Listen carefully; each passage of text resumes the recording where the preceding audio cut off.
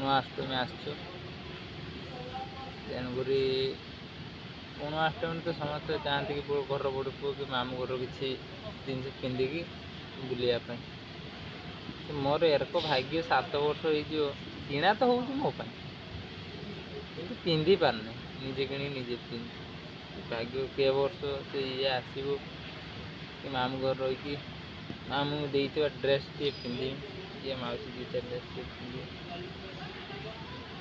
ଏବେଠୁ କାମ ବାହାରିଛି, ଯେ ଟାଇମ୍ରୁ ଘରକୁ ଯିବାର ଥିବ ସେ ଟାଇମ୍ରେ ତ ଯାଇ ହେବନି, ଯେ ଅନ୍ୟ ଟାଇମ୍ରୁ ଯିବାକୁ ପଡ଼ିବ। ତେଣୁକରି ମନ ଦୁଃଖ କରିବାର ନାହିଁ, ଟାଇମ୍ ଆସିଲେ ଯିବା। ଆଉ ଯେରକ କହିଥିଲି କି ଆଉ କିଛି ମାସ ପରେ ଯିବା, କିଛି ଇଏ ପୂରଣ କରିକି ଆସିବା। ଗୋଟେ ଜିନିଷ ତ କରିଦେଇଛି କି ପୂରଣ କରିବି, ଆଉ କିଛି ଅଛି ସେଗୁଡ଼ା ଧୀରେ ଧୀରେ କରତେ 4-5 ବର୍ଷ ଲାଗିଯିବ। ଆଉ ତେଣୁକରି ଭିଡ଼ିଓର ବନଉଛୁ କେଟରେ କି ସକ୍ସେସ୍ ହେବା ପାଇଁ ବନଉଛୁ, ବନଉଛୁ କି ଶୀଘ୍ର, ଯେଉଁଟାକି ଚାହାନ୍ତି ମାସେ 2 ମାସ କିମ୍ବା 3 ମାସ 90 ଦିନର କିମ୍ବା ଏର ଟାଇମ୍ ଦେଇକି ସମସ୍ତେ ଭିଡ଼ିଓ ବନାଏ। ମୋର ଟାଇମ୍ ନାହିଁ।